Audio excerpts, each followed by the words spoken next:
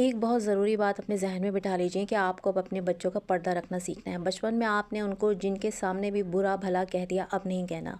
अपने बच्चों की बहुत सारी ऐसी मशकूक हरकतें भी लगेंगी आपको कि आपने उसके अंदर हिकमत के साथ उनको समझाना है, लेकिन उसका तमाशा नहीं बनवाना। किसी बड़े के आगे या इवन अपने हस्बैंड के भी आगे खड़े होकर ये मत बता दीजिए कि ये तो ये कर रही थी या ये वो कर रहा था या इसने ये कर दिया या इसने वो कह दिया।